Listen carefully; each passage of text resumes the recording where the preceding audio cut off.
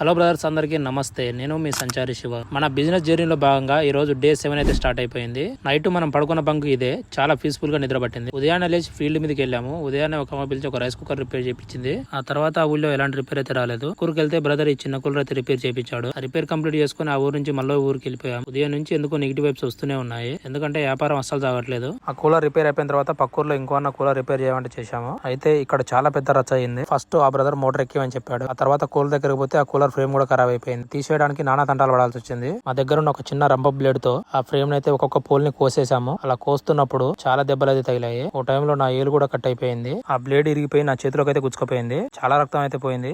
కానీ జరిగింది ఏంటంటే ఫస్ట్ ఫ్రేమ్ కు డబ్బులు మాట్లాడి మోటార్ డబ్బులు మాట్లాడి ఆ కూలర్ అయితే పట్టుకొని రిపేర్ చేస్తున్నాము. ఈ పని అంతా అయిపోయినాక నేను మీతోని రిపేర్ చేయించుకొని వెళ్ళిపోండి ఇక్కడ నుంచి అని చాలా హార్ష్ గా మాట్లాడి గొడవ పెట్టుకున్నాడు. ఎందుకంటే బయట మీకంటే 100 రూపాయలు తక్కువ వస్తుందని మీ దగ్గర రిపేర్ చేయించుకొని పో అన్నాడు. బ్రదర్, మేము అంత పని చేశాం. మా కష్టానికి తగ్గట్టు ఒక 500 రూపాయలన్నా సర్వీస్ చార్జ్ ఇప్పించానని అడిగా. అయినా కూడా వినకుండా చాలా పెద్ద గొడవ చేశాడు. అప్పుడే అనిపించింది ఇలాంటి వాళ్ళు కూడా ఉంటారని. ఎవరైనా మీ ఇంటికి పనులు వస్తే వాళ్ళ కష్టాన్ని గుర్తించి వాళ్ళ కష్టానికి తగ్గట్టు డబ్బులు ఇవ్వండి. ఆ తర్వాత అక్కడ నుండి వెళ్ళి మేము రాత్రి వండుకున్న అన్నం ఉంటే ఆ చెట్టు కింద కూర్చొని తినేసాం. చాలా స్ట్రెస్ లో ఆడ కూర్చొని రెస్ట్ చేసుకుని నెక్స్ట్ ట్రిప్ కి స్టార్ట్ అయిపోయాం.